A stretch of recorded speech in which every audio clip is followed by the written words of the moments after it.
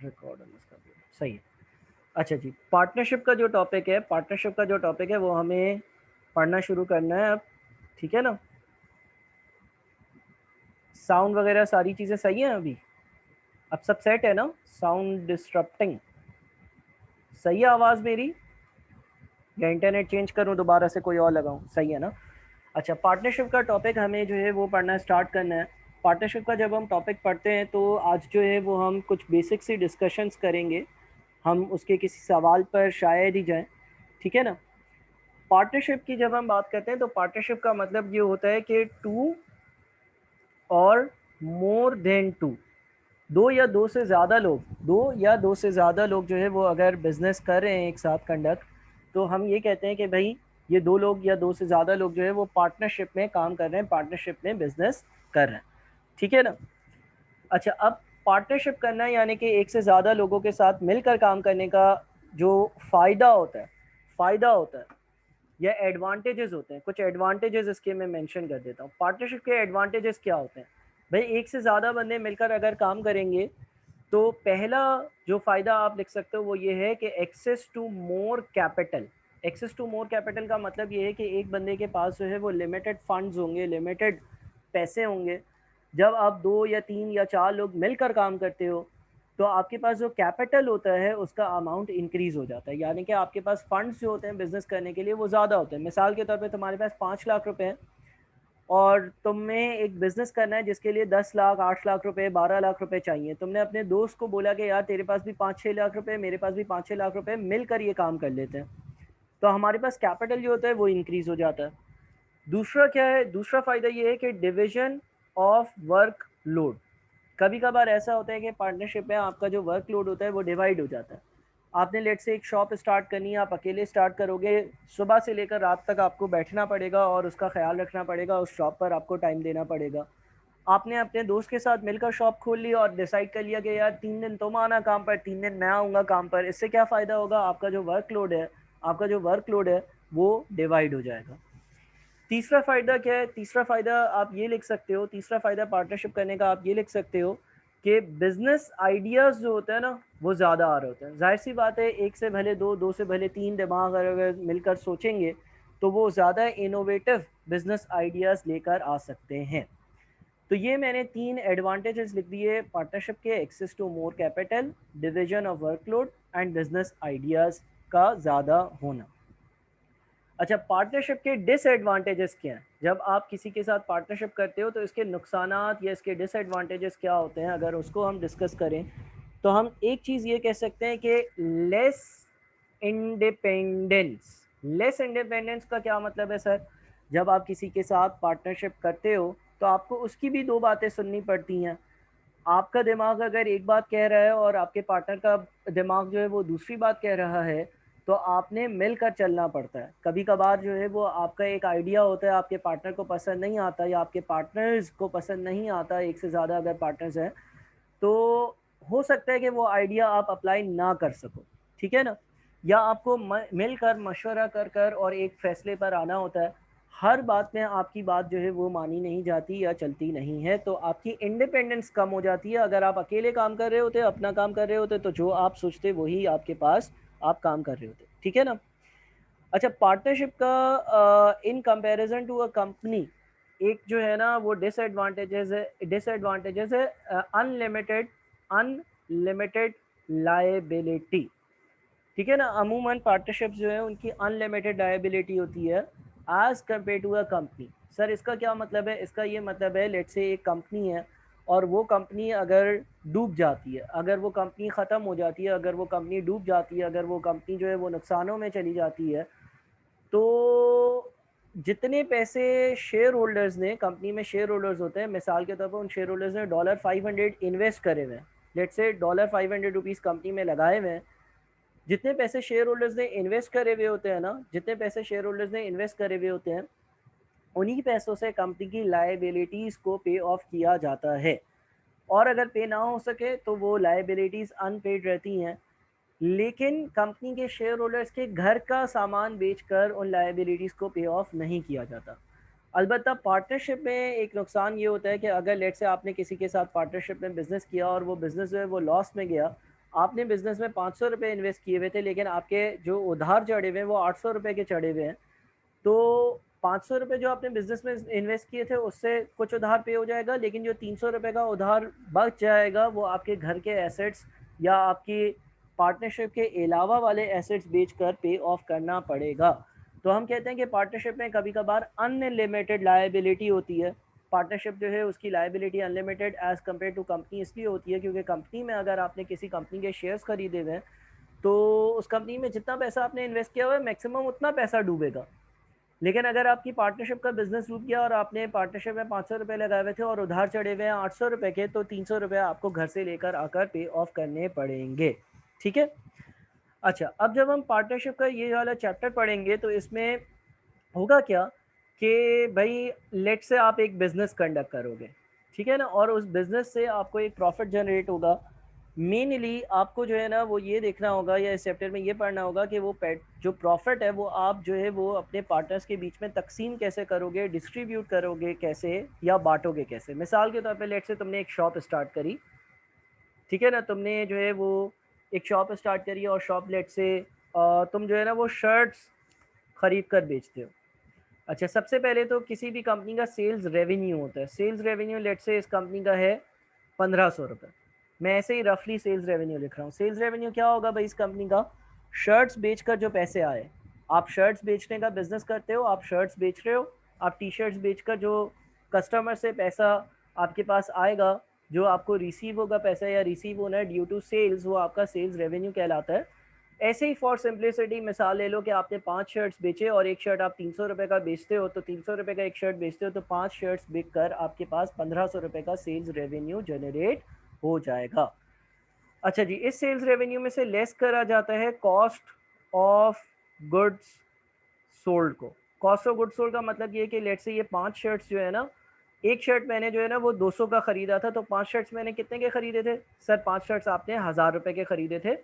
ये माइनस किया जाता है, ये माइनस कर कर क्या बचता है? ये माइनस कर कर बच जाता है gross profit.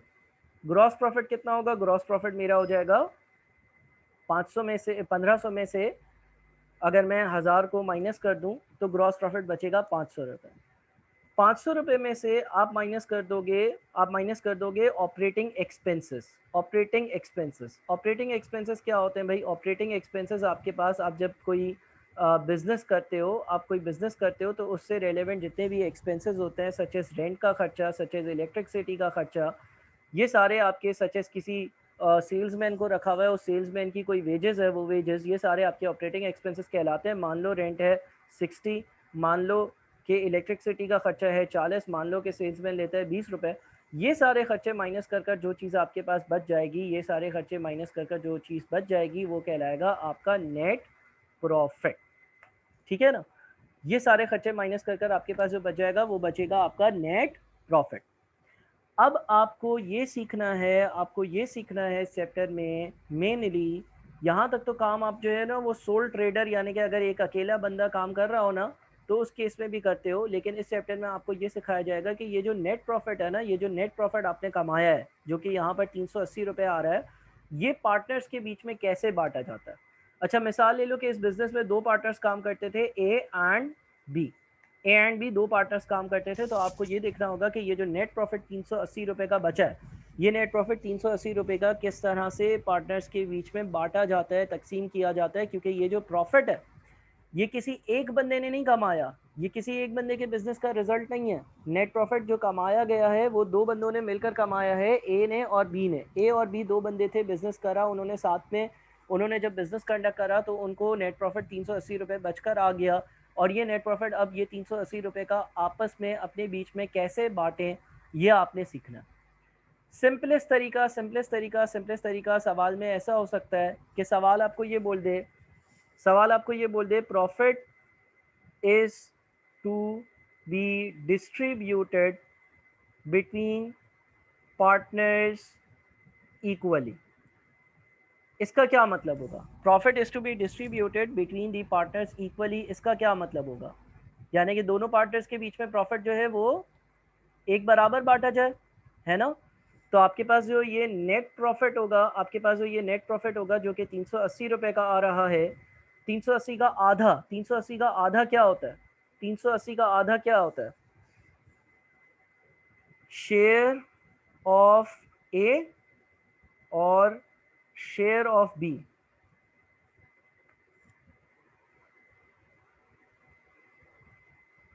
Share of A, share of B. एक तरीका तो ये कि भाई सीधा सीधा सवाल में लिखा हुआ हो, क्या आधा आधा दोनों को पैसे मिल जाएंगे, प्रॉफिट जो है वो इक्वली डिस्ट्रीब्यूट होगा, ठीक है ना। सॉरी 190 190 190 और 190 दोनों को मिल जाएंगे और ये बच गया 0, ठीक है ना। यहाँ पर क्या किया हमने, profit is to be distributed between partners equally, ये सिंपलेस्ट केस किया, जो कमाएंगे हम, आधा तुम्हारा, ए ने बोला आधा तुम्हारा, बी आधा मेरा।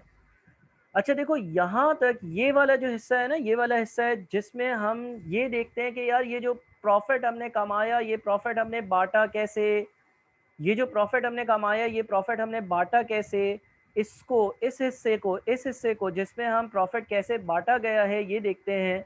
इस हिस्से को जो मैंने इस बॉक्स में डाला है, इसको हम कहते हैं एप्रोप्रिएशन अकाउंट।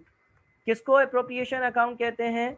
इस हिस्से को जिसमें हमने प्रॉफिट को बांटा है, इस हिस्से को जिसमें हमने प्रॉफिट को बांटा है, इसको हम कहते हैं एप्रोप्रिएशन अकाउंट। क्या कहते हैं? Appropriation account. क्या ये एप्रोप्रिएशन अकाउंट है? क्या ये एप्रोप्रिएशन अकाउंट है? नो सर, ये एप्रोप्रिएशन अकाउंट नहीं है। नो सर, ये एप्रोप्रिएशन अकाउंट नहीं है। ये एप्रोप्रिएशन अकाउंट नहीं है। ये आपका main profit and loss account कहलाता है, ठीक है ना। ये आपका एप्रोप्रिएशन अकाउंट नहीं कहलाता, आपका एप्रोप्रिएशन अकाउंट कहलाता है ये वाला हिस्सा जिसमें आप ये देखते हो कि जो प्रॉफिट आपने कमाया है वो प्रॉफिट कैसे बांटा गया। अच्छा, फिर कभी कभार सवाल में ऐसा हो सकता है कि कोई रेशियो दिया हुआ हो, मिसाल के तौर पर एक सवाल में लिखा हुआ हो profit is to be shared between A and B in the ratio of 2:3। इसका क्या मतलब है? इसका क्या मतलब है? Profit is to be shared between A and B in the ratio of 2:3। इसका ये मतलब है कि दो हिस्से ए को मिलेंगे और एक हिस्सा सॉरी दो हिस्से ए को मिलेंगे और 3 हिस्से जो मिलेंगे वो बी को मिलेंगे। यानी कि अगेन मैं अपना नेट प्रॉफिट लिखता हूँ। नेट प्रॉफिट कितना था? 380, ठीक है ना। लेस लेस क्या करना है? Share of A, share of B. अच्छा, अब शेयर ऑफ ए कितना होगा? 380 को 5 से डिवाइड करेंगे। देखो 2:3 का रेशो है ना, यानी कि अगर 5 हिस्से हो तो 2 हिस्से ए के और 3 हिस्से बी के। तो हम 380 को 5 से डिवाइड करेंगे और 2 से कर देंगे मल्टीप्लाई, तो हमें ये पता चल जाएगा ए को कितना मिल रहा है। ए को मिल रहा है 152, ठीक है ना। लाइक वाइज हम 380 को 5 से डिवाइड करेंगे, 380 को 5 से डिवाइड करेंगे और 3 से कर देंगे मल्टीप्लाई। 3 से कर देंगे मल्टीप्लाई तो हमें ये पता चल जाएगा कि बी को कितना मिल रहा है। बी को मिल रहा है 228। तो यहाँ पर हमने जो प्रॉफिट बांटा है वो स्पेसिफिक रेशियो में बांटा है। अगेन डिस्ट्रीब्यूशन के बाद हमारे पास नील अमाउंट रह जाता है। यहाँ पर क्या हुआ है, यहाँ पर ए को कुछ ज़्यादा, ए को कुछ कम पैसे मिले हैं, बी को कुछ ज़्यादा पैसे मिले हैं। तो सर ये ए के साथ नाजायज़ नहीं है? नहीं बेटा, कोई नाजायज़ बात नहीं है। ये लिखी हुई बात होती है कि यार हम काम करेंगे, हम प्रॉफिट जो शेयर करेंगे बस वो मेरी मर्ज़ी है, या मैं बोलता हूँ कि 2:3 के रेशो में करेंगे, या इसकी कोई लॉजिकल रीज़न भी हो सकती है, इसकी कोई लॉजिकल रीज़न नहीं भी हो सकती है। लेकिन अगर लिखा हुआ है कि भाई 2:3 के रेशियो में प्रॉफिट को बांटना है तो बांटना, ठीक है। तो यहाँ तक मैंने बेसिक सी कुछ बातें आप लोगों के साथ पार्टनरशिप की डिस्कस करी। यहाँ तक किसी को कोई मसला है तो काइंडली मुझे बताओ, फिर मैं मज़ीद आगे बढ़ता हूँ।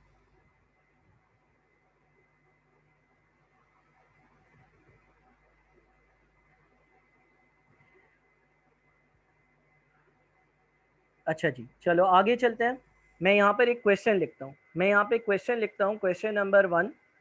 प्रॉफिट एज पर ड्राफ्ट अकाउंट्स वॉज $380, यानी कि जो प्रॉफिट था एज पर ड्राफ्ट अकाउंट वो 380 ही था जो ऊपर मेंशन किया हुआ है। सवाल में एक और बात लिखी हुई है, कि during calculation of this profit rent expense was taken as $60. However, the correct amount of rent expense was $100. ठीक है, profit is to be shared between A and B in the ratio of 1:3. Compute the amount of profit that will be received by A and B respectively. ठीक है, profit as per draft accounts 380 है. During calculations of this profit, rent expense was taken as $60. However, the correct amount of rent expense was 100. Profit is to be shared between A and B in the ratio of 1:3. Compute the amount of profit that will be received by A and B respectively. वो बोलते हैं कि यार profit जो है ना, वो calculate हुआ जो प्रॉफिट है ना, कैलकुलेट हुआ जो प्रॉफिट है ना, वो 380 है. लेकिन जब 380 का प्रॉफिट कैलकुलेट किया गया था तो उसमें जो रेंट के एक्सपेंस की अमाउंट हमने चार्ज करी थी वो 60 रुपीज़ चार्ज करी थी. अलबत्ता वो अमाउंट गलत है और सही अमाउंट रेंट के एक्सपेंस की जो होनी चाहिए वो होनी चाहिए 100. तो अगर 100 होनी चाहिए तो ये 380 का प्रॉफिट जो है ये भी इनकरेक्ट है. तो ये हम लिखेंगे profit before correction of error, क्योंकि यार एरर है ना. एक एरर कैसा है, एरर ऐसा है कि रेंट का एक्सपेंस 60 रुपीज़ चार्ज हुआ है, अलबत्ता वो रेंट का एक्सपेंस 100 रुपये होना चाहिए था. इसका मतलब आपने एक्सपेंस जो है वो 40 रुपये से कम दिखाया हुआ है. एक्सपेंस 40 रुपये से कम दिखाया हुआ है तो प्रॉफिट 40 रुपये ज़्यादा होना चाहिए. तो तुम इसमें क्या करोगे, less correction of rent expense. और रेंट एक्सपेंस का करेक्शन कैसा होगा, रेंट एक्सपेंस का करेक्शन ऐसा होगा कि आप मजीद 40 रुपये माइनस कर दो, बिकॉज आपने एक्सपेंस सही नहीं दिखाया हुआ. आपने एक्सपेंस 60 पर दिखाया हुआ है, वो एक्सपेंस 100 रुपये होना चाहिए था. आपने 60 माइनस किए हुए हैं, आपको 100 माइनस करने थे, लिहाजा आप 40 मजीद माइनस कर दो. तो आपका जो करेक्टेड प्रॉफिट होगा, जो आपका करेक्टेड प्रॉफिट होगा, जो आपका करेक्ट प्रॉफिट होगा, करेक्टेड प्रॉफिट होगा, सही वाला प्रॉफिट होगा, वो कितना होगा, सही वाला प्रॉफिट आपका 340 रुपये होगा. सही वाला प्रॉफिट आपका 340 रुपये होगा. अब आपने प्रॉफिट को करेक्ट कर लिया, आप अपना एप्रोप्रिएशन अकाउंट बनाओ. आप अपना एप्रोप्रिएशन अकाउंट बनाओगे तो क्या होगा, आपका जो प्रॉफिट है सही वाला वो 340 है, ठीक है ना. Share of A, share of B. अच्छा, ए को इसमें से कितना मिलेगा, इसके 4 हिस्से कर दूं, 4 हिस्सों में से एक हिस्सा किसका है, ए का. ठीक है ना, तो 4 से डिवाइड किया, 1 से मल्टीप्लाई किया, 85 मिलेंगे. किसको, 85 मिलेंगे ए को. अच्छा, बी को कितने मिलेंगे भाई, आप इसके 4 हिस्से कर दो, 4 हिस्सों में से बी को कितने हिस्से मिलेंगे, 3 हिस्से मिलेंगे. बी को कितने हिस्से मिलेंगे, 3 हिस्से मिलेंगे. तो आपने 4 से डिवाइड किया और 3 से मल्टीप्लाई किया, यानी कि 255 बी को मिलेंगे. तो नेट ज़ीरो पर आ गए. ठीक है ना, ये हमारा फाइनल आंसर होगा. अगर हमसे हमारा आंसर पूछा जाएगा तो हम बोलेंगे कि ए को 85 रुपीज़ और बी को 255 रुपीज़ मिल रहे हैं. ये शेयर ऑफ ए 85 है, शेयर ऑफ बी 255 है. क्या इस क्वेश्चन में कोई मसला है तो मुझे बता दो, क्या इस क्वेश्चन में कोई मसला है तो मुझे बता दो. मैंने एक सिंपल सा सॉल्व किया है क्वेश्चन, जिसमें मैंने करेक्शन ऑफ प्रॉफिट के कॉन्सेप्ट को जो है वो इंक्लूड किया है कि यार आपने कहीं पर कोई मसला कर दिया था प्रॉफिट कैलकुलेट करने में, उसको आपने सही किया, आपने सही कर कर और फिर अपने प्रॉफिट्स को जो रेशो दिया हुआ था उस रेशो में तकसीम कर दिया. ठीक है भाई. अच्छा जी, अगली एग्जांपल पर चलते हैं. अगली एग्जांपल पर कुछ इस तरह से चलते हैं कि लेट्स से हम यूं कह लेते हैं कि भाई ए एंड बी दोनों ने बिजनेस स्टार्ट किया. ए एंड बी दोनों ने बिजनेस स्टार्ट किया. अच्छा, ए जो है ना वो है मालदार पार्टी. ठीक है ना, ए कौन है, ए है मालदार पार्टी. बी जो है वो है गरीब तबका. ठीक है ना. अब ए एंड बी ने मिलकर जो है वो एक दुकान खोली, शर्ट्स का बिजनेस करते हैं. ए कौन है, मालदार पार्टी है. बी कौन है, गरीब तबका है. तो भाई मालदार पार्टी जो होती है ना वो काम नहीं करती है, लेकिन पैसा बहुत होता है. तो ए जो है ना, ए ने बोला आ जाओ भाई तुम्हारे साथ पार्टनरशिप करते हैं, तुम्हारी भी लॉटरी खुलेगी, तुम एक गरीब तबके से हो, खाने पीने को तुम्हारे पास पैसे नहीं होते हैं, तो मेरे साथ बिजनेस करो, कुछ तुम कमा लेना. और मैं जो हूँ वो मालदार पार्टी हूँ, मैं तो अय्याश इंसान हूँ, मैं तो काम पर आऊँगा ही नहीं, मैं पैसे रोक देता हूँ, पैसे मैं इन्वेस्ट करता हूँ. यानी कि कैपिटल कौन लेकर आने का वादा कर रहा है, ए बोल रहा है मैं कैपिटल ले आऊँगा. अब बी क्या करे भाई, बी तो कैपिटल ला नहीं सकता. ठीक है ना, बी तो बसों में ख्वार होते होते जो है वो काम करता है और बेचारा गरीब है और जो है उसकी किस्मत नहीं है ऐसी कि वो अमीर बंदा हो। तो बी ने बोला ठीक है भाई, हम पार्टनरशिप करते हैं, हम पार्टनरशिप करते हैं, पैसा मैं नहीं ला सकूंगा। तो ए ने बोला सही है, तुम पैसा नहीं लाना, वक्त तुम दे देना। यानी कि मैं पैसा ले आता हूँ, कैपिटल मैं ले आता हूँ, ठीक है ना, दुकान लेनी है मैं पैसे ले आता हूँ, इन्वेंट्री लेनी है, स्टॉक लेना है, शर्ट्स लेने हैं, मैं पैसे ले आता हूँ, ठीक है ना, पैसा मैं लगाता हूँ बिजनेस में। जाहिर सी बात है जब आप बिजनेस शुरू करते हो इनिशियली आपको एक कैपिटल की ज़रूरत होती है। बी ने बोला यार मैं पैसा तो नहीं ला सकता। तो बी ने ये बोला कि अच्छा एक काम करते हैं, मैं वक्त ज़रूर दे दूंगा, आप पैसा ला रहे हो, मैं एक काम करता हूँ, मेरी एक थोड़ी सी सैलरी जो है ना वो आप बांध देना, इसलिए सैलरी लग देना मेरी, क्योंकि यार मुझे जो है वो अपना किचन चलाना होता है, मैं मुश्किल से अपना घर चलाता हूँ। अगर मैं आपके साथ पार्टनरशिप करूंगा और पार्टनरशिप लॉस में चली गई, अगर पार्टनरशिप लॉस में चली गई तो फिर मेरा घर कैसे चलेगा, तो यार मेरी आप कुछ सैलरी तय कर देना और उसके बाद जो बच जाएगा वो हम जो है वो इक्वली डिवाइड कर लेंगे। अब इसमें ऐसा होता है कि यार लेट से ए जो है ना वो, एक सिंपल एग्जांपल ले रहे हैं ना, तो लेट से ए जो है वो 500 रुपये कैपिटल लेकर आया। ए कितना कैपिटल लेकर आया? ए 500 रुपये कैपिटल लेकर आया। अच्छा बी क्या कर रहा है? बी भाई टाइम दे रहा है, बी रोज जो है वो 9 to 5 जो है वो बिजनेस के लिए आता है, बी जो है वो काम कर रहा है, ठीक है ना। अच्छा है दोनों पार्टनर्स, ऐसा नहीं है कि बी जो है वो उसको ए ने जो है ना वो क्या कहते हैं एज अ क्या कहते हैं एम्प्लॉय रखा हो, ठीक है ना। तो इन दोनों ने फैसला कुछ किया, इन दोनों ने फैसला ये किया, फैसला नंबर एक, ए ने कहा भाई मैं पैसे लेकर आऊँगा, पैसे लेकर आऊँगा, पैसे सारे मेरे लगे हुए हैं, तो मैं जो है ना उस पे लूँगा इंटरेस्ट ऑन कैपिटल। सर ये क्या होता है? जब आप पार्टनरशिप करते हो और आप कैपिटल लेकर आते हो पार्टनरशिप में, तो आप बोलते हो कि यार मैंने पैसा लगाया है, इस पैसे के बदले मुझे क्या मिलेगा। तो इन दोनों ने तय किया कि भाई इंटरेस्ट ऑन कैपिटल 10% होगा, यानी कि आप जितना पैसा लेकर आए हो प्रॉफिट में से पहले उस पैसे का 10% लेकर आपको दे दिया जाएगा। किस बात पर? इस बात पर कि आपका पैसा है।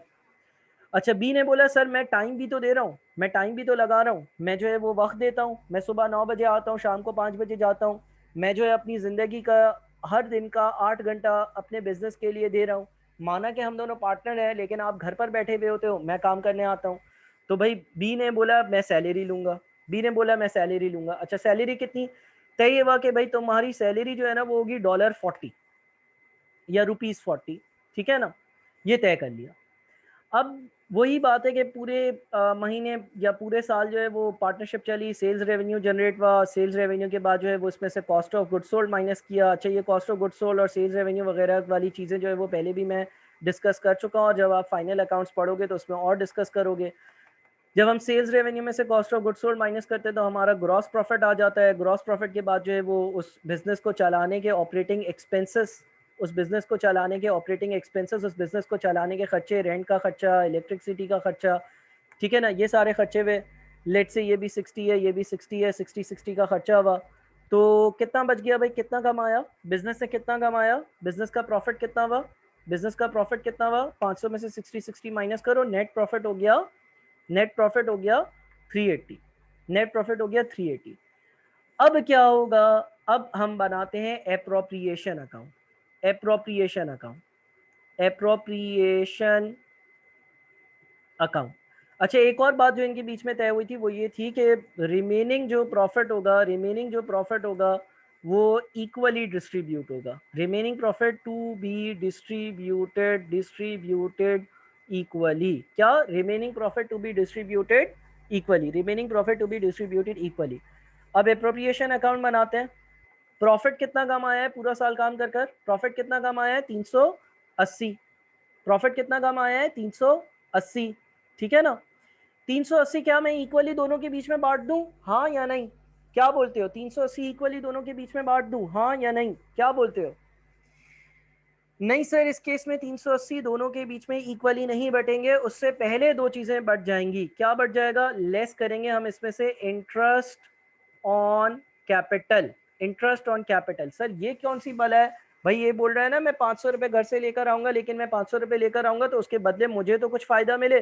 तो हमने उसको बोल दिया कि भाई तुम जो है वो 500 का 10%, 500 का 10% क्यों? 10% का रेट तय हुआ था कि जितने तुम पैसे रोकोगे उसका 10% तुम्हें दे दिया जाएगा वो तुम्हारा हो जाएगा, वो प्रॉफिट में से तुम्हारा हिस्सा होगा। वो क्यों मिलेगा? वो इसलिए मिलेगा क्योंकि तुम कैपिटल लेकर आए हो, तुम पैसे लेकर आए हो, सही है, 50 इसको दे दिए।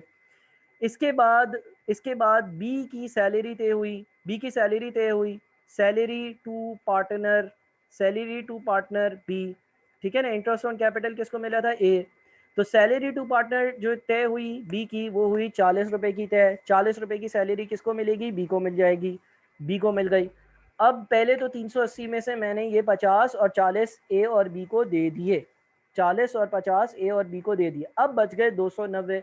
अब ये जो 290 बचे हैं ना, अब ये जो 290 बचे हैं, ये हम share of residual profit. Residual profit क्यों बोल रहे हो सर? रेजिडुअल का मतलब होता है बचा हुआ। तो सर बचा हुआ कैसे? भाई ऊपर जितना कमाया था उसमें से ये और ये हट गया, तो अब ये बचा हुआ है, ये बचा हुआ प्रॉफिट इक्वली दोनों में बांट दिया, यानी कि share of residual profit A, share of residual profit B.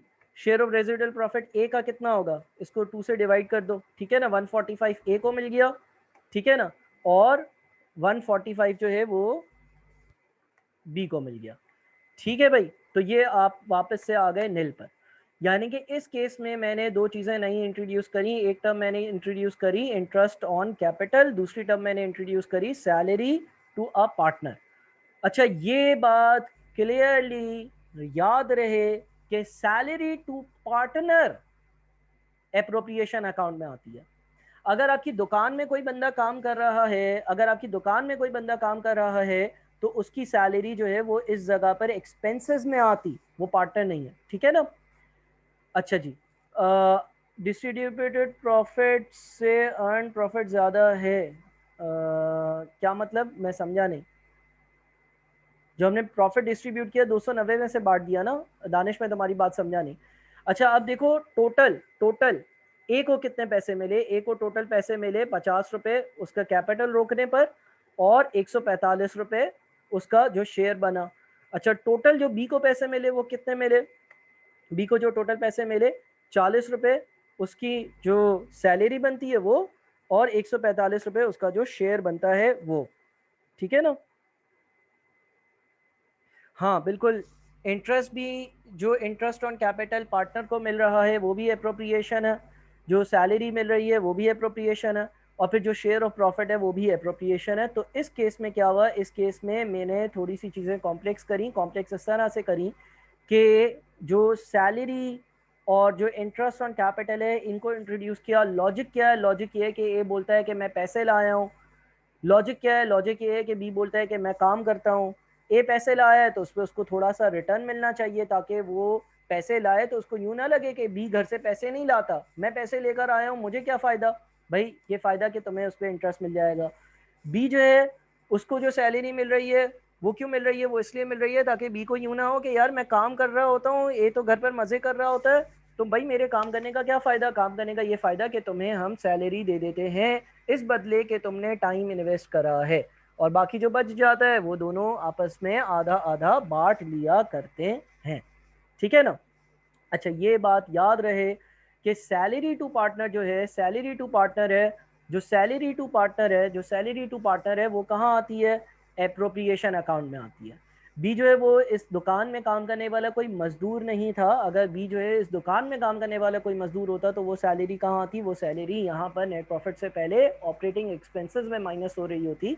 अगर कोई पार्टनर को पैसे मिल रहे हैं तो वो एप्रोप्रिएशन अकाउंट में चले जाते हैं। क्या ये बात क्लियर है? ये एग्जांपल क्लियर है? इस एग्जांपल में कोई मसला तो नहीं है? अगर नहीं है तो मुझे बताओ, तो मैं फिर मज़ीद आगे बढ़ता हूँ।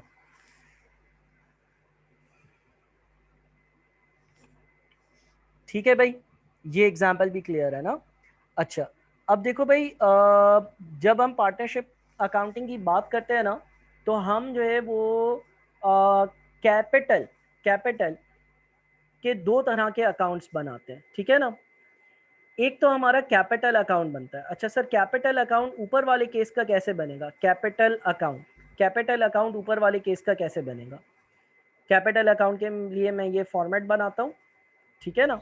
अच्छा, सारे पार्टनर्स का कैपिटल अकाउंट एक साथ भी बनाया जा सकता है, अलहदा अलहदा भी बनाया जा सकता है, अलहदा अलहदा भी बनाया जा सकता है, एक साथ भी बनाया जा सकता है।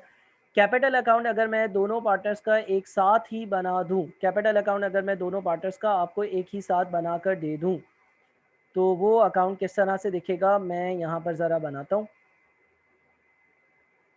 ठीक है। और सिंपल सा कैपिटल अकाउंट यहाँ पर बनाना है, ठीक है ना। एज्यूम कर लो कि ये पहला ही साल था कि इन्होंने बिजनेस शुरू किया, तो जब ए पैसे लेकर आया होगा बिजनेस में, तो डबल एंट्री क्या पास हुई होगी, कैश या बैंक अकाउंट हुआ होगा डेबिट, कैश हुआ होगा डेबिट, ठीक है ना, 500। और कैपिटल अकाउंट जो है, कैपिटल अकाउंट जो है, कैपिटल अकाउंट जो है वो हुआ होगा क्रेडिट 500। अच्छा, बी तो कोई पैसे लेकर ही नहीं आया ना, बी तो कोई पैसे लेकर ही नहीं आया, तो सिंपल सा इस सवाल का जो कैपिटल अकाउंट बनेगा वो इस तरह से बनेगा। ये एक कॉलम हम बना लेते हैं, ये एक कॉलम हम बना लेते हैं ए का, एक बी का, और यहाँ पर डिस्क्रिप्शंस होती हैं। अच्छा, यहाँ पर भी इसी तरह से मैं कॉलम एक बार बना लूँ, फिर इसको ज़रा समझाता हूँ। ये ए बी और यहाँ पर डिस्क्रिप्शंस होती हैं। यहाँ पर टॉप पर मैं लिख दूंगा ए, यहाँ पर टॉप पे लिख दूंगा मैं बी, यहाँ पर टॉप पे लिख दूंगा मैं ए, यहाँ पर टॉप पे लिख दूंगा मैं बी, ठीक है भाई। तो ये आपके पास जो है वो कैपिटल अकाउंट का बन गया फॉर्मेट। अच्छा, जब बिजनेस शुरू हुआ, cash debit, capital account credit, लेकिन ए का कैपिटल अकाउंट क्रेडिट करना है, ए का कैपिटल अकाउंट क्रेडिट करना है, ए का कैपिटल अकाउंट क्रेडिट करना है, तो यहाँ पर आपने लिख दिया कैश, यहाँ पर आपने लिख दिया 500, ठीक है ना। और ये तो कुछ लेकर ही नहीं आया, 0 0 0 0 ये। अच्छा जी, साल ख़त्म हो गया, साल ख़त्म होता है तो हम लोग बैलेंस कैरिड डाउन निकालते हैं। अच्छा, जो बच्चे जो है अकाउंटिंग बिल्कुल नहीं पढ़ चुके और अभी अभी शुरू किया है, तो वो काइंडली जो है वो बेसिक जब लेक्चर्स देखोगे तो उसमें आपको समझ में आ जाएगा कैरिड डाउन क्या है, ब्रॉड डाउन क्या है। और यहाँ पर जो है जनाब हम डबल लाइंस बनाकर इस अकाउंट को कर देते हैं क्लोज। कैपिटल के अकाउंट का कैरिड डाउन जो इधर आता है, ठीक है ना, और जो बैलेंस ब्रॉड डाउन होता है, जो बैलेंस ब्रॉड डाउन होता है, वो ब्रॉड डाउन आ जाता है आपका इस जगह पर। जिन लोगों ने अकाउंटिंग इक्वेशन और डबल एंट्री के बेसिक लेक्चर्स नहीं देखे हैं वो देख लेना, तो ये बातें समझ में आ जाएंगी, वरना समझ में नहीं आएंगी। बहरहाल ये इस बिजनेस का होगा कैपिटल अकाउंट, ये इस बिजनेस का होगा कैपिटल अकाउंट, ठीक है ना। कैपिटल अकाउंट में कोई इशू है तो मुझे बता दो। कैपिटल अकाउंट बड़ा सिंपल सा इस बिजनेस में बना हुआ है, इसलिए सिंपल सा बना हुआ है क्योंकि जितने भी पार्टनर्स हैं उसमें से सिर्फ 2 ही पार्टनर्स हैं और एक ही ट्रांजैक्शन हुई है कि बिज़नेस शुरू हुआ तो ये जो है वो कैश लेकर आया 500 रुपये, उसके कैपिटल अकाउंट में रिकॉर्ड करे, वही बैलेंस कैरी डाउन है, वही बैलेंस ब्रॉड डाउन है, ठीक है ना। यहाँ पर 0, यहाँ पर ये 500 और यहाँ पर ये 0। तो होपफुली इसमें कोई मसला आप लोगों को नहीं आ रहा होगा, कोई मसला है तो मुझे बता दो, ठीक है। अच्छा जी, कोई मसला?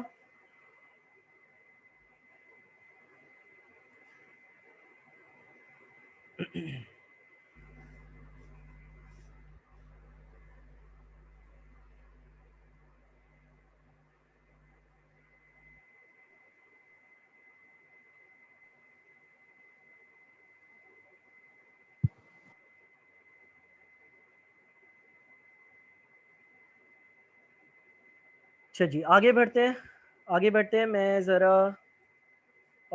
एक और फॉर्मेट बना लूँ और फिर हम आगे बढ़ते हैं, ठीक है। ये मैंने एक और आप लोगों के सामने बना लिया फॉर्मेट। अच्छा, पार्टनरशिप के केस में, पार्टनरशिप के केस में एक तो कैपिटल अकाउंट होता है और एक और होता है करंट अकाउंट, करंट अकाउंट, ठीक है ना। अच्छा, कैपिटल अकाउंट क्या होता है और करंट अकाउंट क्या होता है सर? देखो, जो कैपिटल अकाउंट होता है ना, जो कैपिटल अकाउंट होता है उसमें पार्टनर्स की फिक्स्ड इन्वेस्टमेंट नज़र आती है, या अगर वो कोई एडिशनल कैपिटल लेकर आते हैं, जो केसेस हम बाद में करेंगे। फिक्स्ड इन्वेस्टमेंट का क्या मतलब है? बिजनेस शुरू हुआ, 500 रुपये ये लेकर आ गया, अब ये बिजनेस में पड़े हुए हैं, ये बिजनेस है, ये निकालने की इसकी शॉर्ट टर्म की ना नीयत है, ना ऐसा है कि बिजनेस इसको निकालने चाहिए, बिजनेस इससे चल रहा है, तो ये कहलाते हैं कैपिटल अकाउंट। कैपिटल अकाउंट में जितना भी पैसा होता है, for example balance brought down अगर 500 आ रहा है, तो बैलेंस ब्रॉड डाउन 500 का क्या मतलब है भाई? बिजनेस ने ए को 500 रुपये देने हैं। अच्छा, करंट अकाउंट क्या होता है? करंट अकाउंट भी पार्टनर्स का ही बनता है, करंट अकाउंट भी वो पैसा होता है जो पार्टनर्स को बिलोंग करता है, करंट अकाउंट भी वो पैसा होता है जो पार्टनर्स को बिलोंग करता है, पार्टनर्स का होता है। कैसे होता है? देखो, पार्टनर्स ने पूरा साल बिजनेस किया और 380 रुपये का नफ़ा कमाया, जितना भी नफ़ा कमाया वो आखिर नफ़ा किसको मिलता है? पार्टनर्स को मिलता है। प्रॉफिट अगर कंपनी जनरेट, अगर एक पार्टनरशिप प्रॉफिट जनरेट कर रही है तो वो प्रॉफिट किसका है? उस कंपनी के उस पार्टनरशिप के पार्टनर्स का है वो प्रॉफिट, ठीक है ना। तो एक और चीज बनाई जाती है जिसको हम कहते हैं करंट अकाउंट, और इसमें जो पार्टनर्स को प्रॉफिट से हिस्सा मिल रहा होता है उसकी रिकॉर्डिंग करते हैं। अब किस तरह से रिकॉर्डिंग करेंगे? एक अगर अकाउंट बनाएंगे तो एक चीज है इंटरेस्ट ऑन कैपिटल, बिजनेस करा गया, बिजनेस कर कर और ए को जो इंटरेस्ट ऑन कैपिटल मिला, इंटरेस्ट ऑन कैपिटल का मतलब ये है कि जो पैसे इसने रोके हुए थे उस पर जो इसको रिटर्न मिला वो 50 रुपए, वो लिख दिया। अच्छा, फिर बी को मिली है सैलरी, कितनी मिली है? 40 रुपए। तो सैलरी जो मिली बी को मिली वो मिली 40 रुपए, यानी कि बिजनेस ने जो 380 रुपए कमाए उसमें से ए को हमने इंटरेस्ट ऑन कैपिटल 50 दिया, बी को 40 सैलरी दी। अच्छा, share of profit, share of profit, ठीक है ना। शेयर ऑफ प्रॉफिट, ए का जो शेयर ऑफ प्रॉफिट है वो कितना है? 145 है। बी का शेयर ऑफ प्रॉफिट कितना है? 145 है। इसका मतलब ये हो गया, इसका मतलब ये हो गया कि करंट अकाउंट में वो चीज़ें आती हैं जो एप्रोप्रिएशन अकाउंट में होती हैं, और ये वो अमाउंट्स हैं जो हर साल चेंज होंगे। हर साल इनको शेयर ऑफ प्रॉफिट मिलेगा, हर साल सैलरी मिलेगी, हर साल इंटरेस्ट ऑन कैपिटल मिलेगा, और इस हिसाब से मेरा जो बैलेंस बैलेंस कैरी डाउन होगा, जो बैलेंस कैरी डाउन होगा वो कितना बन जाएगा भाई? ए के लिए ये टोटल अमाउंट बन रहा है कितना? ए के लिए टोटल अमाउंट 195 बन रहा है, बी के लिए टोटल अमाउंट कितना बन रहा है? बी के लिए 185 बन रहा है। अच्छा, 195 और 185, और ये आ गया, अल्लाह भला करे, ये 195 हो गया, ये 185 हो गया, और यही इनका बैलेंस ब्रॉड डाउन है, यानी कि अगले साल के पहले दिन करंट अकाउंट के जो बैलेंसेस होंगे वो होंगे 195 एंड 185। ठीक है भाई। तो इसमें कोई मसला है, इसमें कोई कन्फ्यूजन है, इसमें कोई क्लैरिटी चाहिए तो मुझे बता दो। इन्होंने पूरे साल बिजनेस किया, बिजनेस कर कर ए को 195 मिले और बी को 185 मिले। ये भी बिजनेस में पड़े हुए हैं, बिजनेस में मौजूद ही हैं। और कैपिटल अकाउंट में वो इन्वेस्टमेंट्स आती हैं जो इन्होंने शुरू में करी, जो अप्रोप्रिएशन अकाउंट से नहीं आई, बल्कि ये जो एक सिग्निफिकेंट इन्वेस्टमेंट्स कर रहे हैं साल के शुरू में, साल के आखिर में, वो सारी वैल्यूज़ आ रही हैं। कोई मसला है, कोई क्लैरिटी चाहिए, कोई कन्फ्यूजन है, कोई मसला है, कोई गड़बड़ है, कोई खुजली, कोई मसला, कुछ भी है मुझे बताओ, जल्दी जल्दी बताओ, ताकि फिर मैं उसको डिस्कस करूं और फिर आगे बढ़ जाऊं। आई होप कि कोई मसला यहाँ तक नहीं होगा, क्लियर होगा, ठीक है ना। अच्छा, अब देखो ये बात याद रखना कि अप्रोप्रिएशन अकाउंट जो है ना, अप्रोप्रिएशन अकाउंट में 380 का प्रॉफिट पड़ा हुआ था, उसमें से 50-40 करंट अकाउंट में 50-40 गए, फिर 145 गए। अब क्या सिचुएशन है? अब सिचुएशन कुछ ऐसी है कि ए के करंट अकाउंट में 195 रुपीज़ पड़े हुए हैं, बी के करंट अकाउंट में 185 रुपीज़ पड़े हुए हैं, ठीक है ना। अच्छा, अगर सवाल ये भी बोल दे at the end of year, या चलो उसको अभी नहीं लेकर आते, यहीं तक सिचुएशन को रखते हैं, यहाँ तक चीज़ें क्लियर हैं, यहाँ तक कोई मसला तो नहीं है किसी को भी?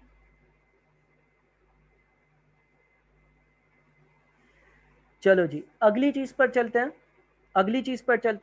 ठीक है ना। अगली चीज़ पर चलते हैं। अगेन मैं ये कहता हूँ, ए एंड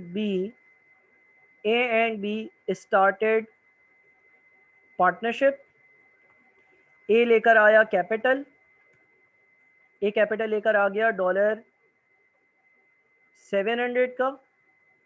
बी जो है वो टाइम देगा, उसकी एक सैलरी फिक्स करी गई, लेट से $40, ठीक है ना।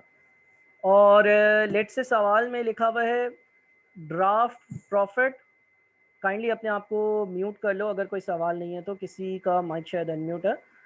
प्रॉफिट एज पर ड्राफ्ट अकाउंट्स $500, ठीक है।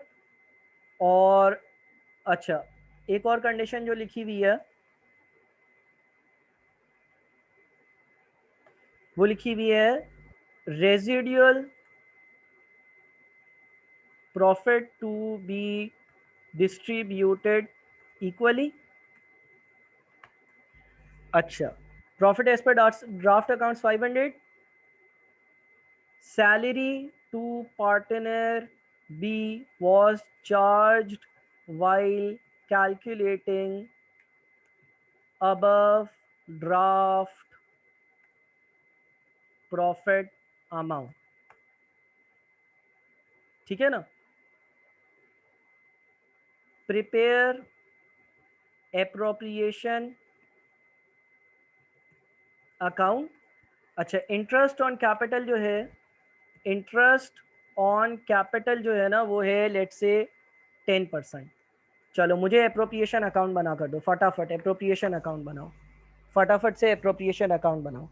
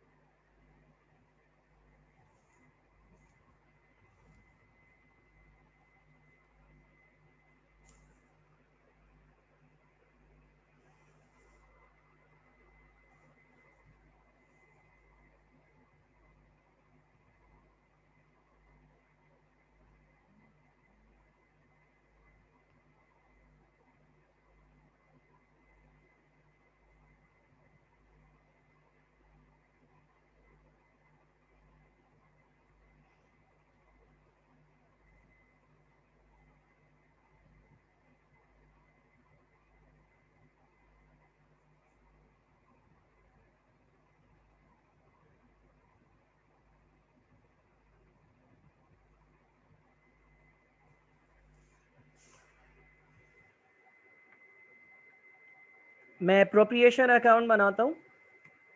एप्रोप्रिएशन अकाउंट का सही वाला प्रॉफिट क्या होगा? सही वाला प्रॉफिट क्या 500 सही प्रॉफिट है? नहीं, 500 में आपने जो पार्टनर को सैलरी दी वो भी माइनस कर दी है, वो सही प्रॉफिट नहीं है। सही प्रॉफिट होना चाहिए 540 रुपये।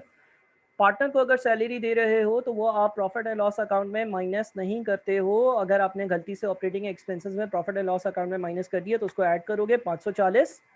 अच्छा, इसमें से फिर लेस हो जाएगा इंटरेस्ट ऑन कैपिटल जो ए को मिला है। इंटरेस्ट ऑन कैपिटल कितना होगा? 700 का 10%, 70 बन जाता है।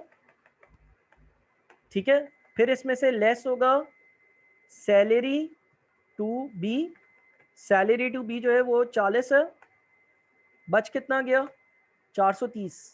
430 जो बच गया, share of residual profit A और share of residual profit B. 430 का डिवाइडेड बाई 2, आधा आधा।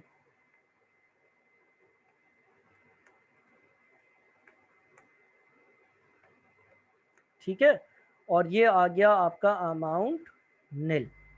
ये आ गया आप लोगों का अमाउंट 0 पर। सही है भाई।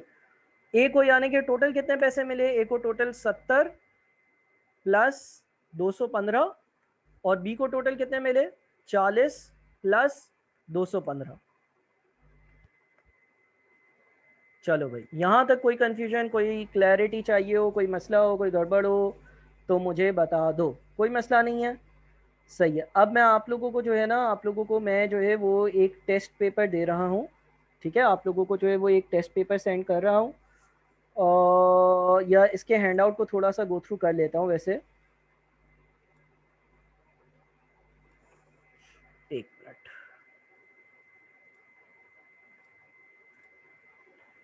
ये हैंडआउट मैं आप लोगों को आज ग्रुप पर भेज भी दूंगा। ठीक है ना। इसमें हमने कुछ चीज़ें डिस्कस करी हैं पार्टनरशिप की अकाउंटिंग में। Relationship which exists between persons who are running a business with the main intention of earning profit, advantages, disadvantages, partnership agreement। Partnership agreement will reduce the possibility of any dispute arising. Generally जब partnership करते हैं तो हम partnership पे एक agreement बना देते हैं ताकि कोई डिस्प्यूट पार्टनर्स के बीच में ना हो। The contents of a partnership agreement, duties of the individual partners, कौन सा पार्टनर क्या करेगा, amount of capital to be subscribe by each partner, उसमें यह भी लिख दिया जाता है कि कौन सा पार्टनर कितना प्रॉफिट लेकर आएगा, ways that profits are to be shared, और किस तरह से जो प्रॉफिट होगा वो बांटा जाएगा। The purpose of an appropriation account shows how the profit earned by the partnership are to be distributed between partners. Appropriation account का पर्पस ये होता है कि वो ये बताता है कि जो पार्टनर्स ने प्रॉफिट अर्न किया है वो कैसे उनके बीच में तकसीम होगा। Capital account shows fixed investment by partners and any further injections. Capital account में जो फिक्स्ड इन्वेस्टमेंट पार्टनरशिप साल के पहले दिन या शुरू में लेकर आता है बिजनेस में वो दिखाई जाती है, और कोई फर्दर अगर इंजेक्शंस हैं यानी कि कोई कैपिटल नया लेकर आया है पार्टनर वो दिखाया जाता है। Current account shows entries relating to each partner share of the profit. Current account में हमने अभी बैलेंस ब्रॉड डाउन की दोनों अमाउंट्स पढ़ी हैं, इंटरेस्ट ऑन कैपिटल की दोनों अमाउंट्स पढ़ी हैं, प्रॉफिट शेयर पढ़ा है, सैलरी का पढ़ा हुआ है, ये साइड हमने पूरी कवर कर ली है। इस साइड पर ड्राइंग्स और इंटरेस्ट ऑन ड्राइंग्स की चीज़ें आ रही हैं, ये अभी हमने कवर नहीं करी हैं, ये अनटच्ड हैं, ठीक है ना। अलबत्ता ये करंट अकाउंट का एक आपके पास प्रोफोर्मा या एक फॉर्मेट आता है। इसके अलावा आपके पास क्वेश्चन नंबर 1 है, वो अभी हम स्टार्ट नहीं कर सकते। बहरहाल मैं आप लोगों को पार्टनरशिप से रेलेवेंट 3 या 4 लेक्चर्स दे रहा हूँ जो आपको कवर करने हैं। टेस्ट का याद रहे कि टेस्ट आप लोगों ने आज मुझे कर देना है। अब मुझे बताओ कि किसी का कोई सवाल है तो मुझे बता दे, मैं रिकॉर्डिंग को स्टॉप कर देता हूँ ताकि रिकॉर्डिंग ज़ाया ना हो। किसी का कोई सवाल है तो काइंडली मुझे बताओ।